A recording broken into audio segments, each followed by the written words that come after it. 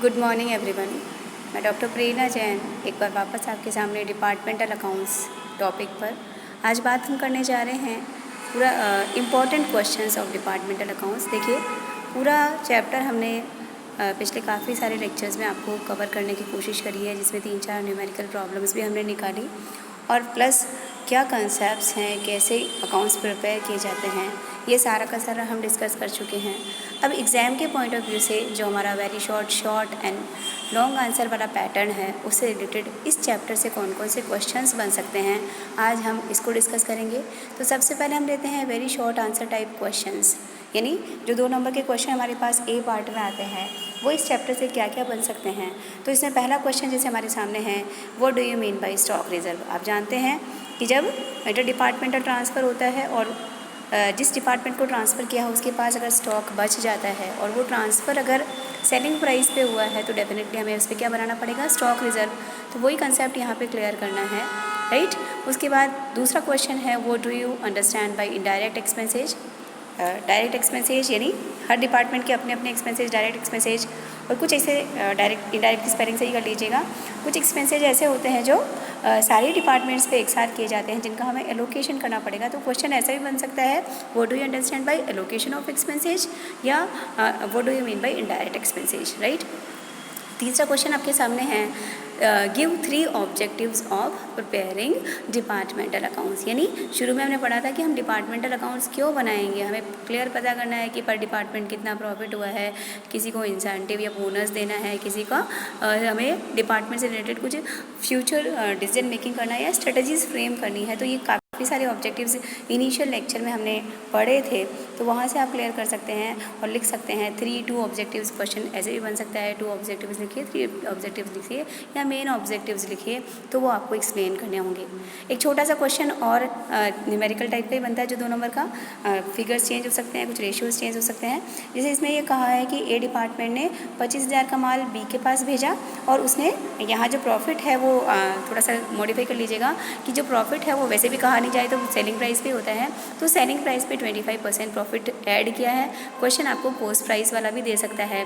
तो अगर ये पूरा का पूरा माल या इसमें से कुछ माल अगर बी के पास, जिस डिपार्टमेंट को हमने भेजा है, उसके पास बिना बिका रह जाता है तो उसका कैलकुलेशन आपको करके देना है। तो इस तरह के क्वेश्चंस आते हैं जिसमें एक डिपार्टमेंट ने दूसरे डिपार्टमेंट को माल भेजा, कुछ माल बचा हुआ है, तो बचे हुए माल पे आपको स्टॉक रिजर्व बनाना या जिसे unrealised profit in stock calculate करना कहा जाता है, वो हमें छोटे से क्वेश्चन में हमें कैलकुलेट करना होगा और बड़ा आसान सा होता है, जिसमें आप फुल 2 मार्क्स सिक्योर कर सकते हैं, राइट। यहाँ पे परसेंटेज ऑफ प्रॉफिट है, सेल्स पे भी हो सकता है और क्वेश्चन कभी कभी आपको पोस्ट प्राइस पे भी कह सकता है, तो उसी हिसाब से आपको कैलकुलेशंस करने होंगे। तो इस तरह के कुछ क्वेश्चंस आपके पास वेरी शॉर्ट टाइप आएंगे। उसके बाद सेक्शन बी में आपके पास शॉर्ट आंसर क्वेश्चंस होंगे, जिसमें करीब आधा पौन पेज में आप उसका आंसर करते हैं अगर थियोरेटिकल है तो जैसे एक पहला क्वेश्चन है, discuss the accounting procedure for inter departmental transactions. यानी एक डिपार्टमेंट से दूसरे डिपार्टमेंट को माल भेजा आपने, तो उसकी एंट्री कैसे होगी, सेल करने की, यानी दिया है तो वो सेल माना जाएगा, जिसने लिया है उसके पास परचेज माना जाएगा। और इसी में हम यहाँ पर छोटे छोटे अकाउंट बनाकर शो कर सकते हैं, न्यूमेरिकल फिगर्स डाल के शो कर सकते हैं, और थोड़ा सा एग्जांपल इसमें भी हम ऐड कर सकते हैं कि अगर स्टॉक बच जाता है तो उसके साथ कैसे ट्रीटमेंट होगा। तो ये हमें इंटर डिपार्टमेंटल ट्रांजेक्शन का अकाउंटिंग प्रोसीजर यहाँ पे करीब मैक्सिमम 1 पेज तो बहुत ज़्यादा हो जाता है, पर हाँ आप चाहें तो, क्योंकि आप न्यूमेरिकली उसको आप एग्जाम्पल से सॉल्व करेंगे, एक्सप्लेन करने की कोशिश करेंगे, तो वहाँ पर उसको ऐड भी कर सकते हैं। उसके बाद नेक्स्ट क्वेश्चन, यही ऐसे कुछ क्वेश्चन ऐसे हैं जो तीनों ही इसमें सेक्शंस में आ सकता है, लॉ में आ सकता है या वेरी शॉर्ट में आ सकता है। तो जैसे एक क्वेश्चन है, what do you mean by allocation of expenses and how will you, next question इससे लिंक्ड भी हो सकता है कि basis on which indirect expenses are proportion, right. तो दोनों ही क्वेश्चन दोनों मिक्स किए जा सकते हैं, या एलोकेशन ऑफ एक्सपेंसेज का अलग से पूछ सकते हैं आपको कि what do you mean by allocation of expenses, कि कैसे ये जो डिपार्टमेंट्स में खर्चे बांटे जाते हैं, आवंटन किया जाता है, उससे आपका मतलब क्या है, और इसके बेसिस आपसे पूछे जा सकते हैं।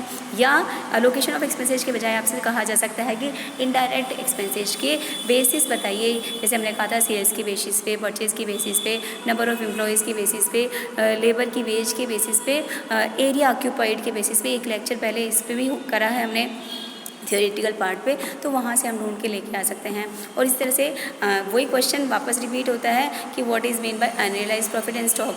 बस क्योंकि ये शॉर्ट आंसर टाइप क्वेश्चन होगा तो यहाँ आप थोड़ा सा इसको फॉर्मूला डाल के और थोड़ा सा अगर फिगर से एक्सप्लेन कर देते हैं तो फुल मार्क्स आप यहाँ पर ले पाएंगे, राइट। तो ये आपकी शॉर्ट आंसर टाइप क्वेश्चन है।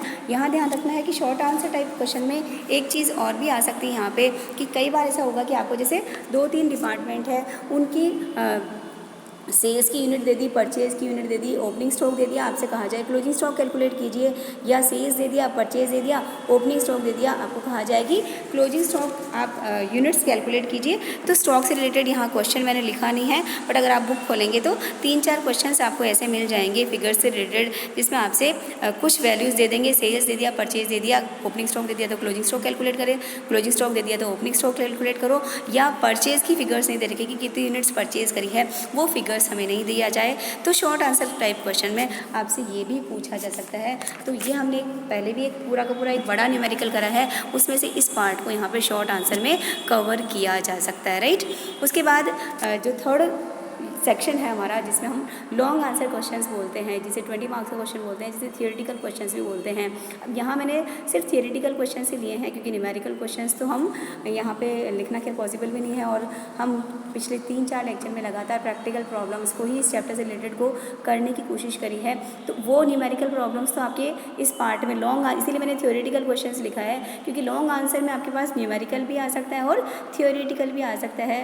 नॉर्मली आप देखिएगा लास्ट ईयर के पेपर्स देखेंगे तो वहाँ से आपको मिल जाएंगे कि ट्रेंड क्या है न्यूमेरिकल का इस चैप्टर से रिलेटेड, ठीक है। तो न्यूमेरिकल तो हम पहले डिस्कस कर चुके हैं। इस चैप्टर से रिलेटेड अब कुछ थ्योरेटिकल क्वेश्चंस जो 20 नंबर के क्वेश्चन बन सकते हैं, 2 क्वेश्चन मिला के, जैसे इस यूनिट में 2 चैप्टर है तो 10-10 नंबर के 2 क्वेश्चन मिला के दोनों को 8-12 का रेशो बनाकर इस तरह से बनाया जा सकता है। तो यहाँ पर वही क्वेश्चंस होंगे जो बेसिकली पहले भी हम डिस्कस कर चुके हैं, बस इसका पैटर्न बदल जाएगा, क्योंकि ये 20 मार्क्स का आएगा तो पूरा का पूरा लेंथी होगा, डिटेल आपको लिखना होगा। तो जैसे पहला क्वेश्चन बना वाटर डिपार्टमेंटल अकाउंट्स, अभी इतना सा क्वेश्चन शॉर्ट या वेरी शॉर्ट में भी आ सकता है, बस यहाँ और ऐड कर दें कि water departmental accounts discuss their objectives, इस तरह से क्वेश्चन बन सकता है। इस तरह से पहले हमने एक छोटा क्वेश्चन किया था, what do you mean bye inter departmental transactions, अब यहाँ दोनों को मिला के पूछ लिया कि discuss the accounting procedure for such transactions. तो यहाँ पर पूरा डिटेल में आपको लिखना होता है।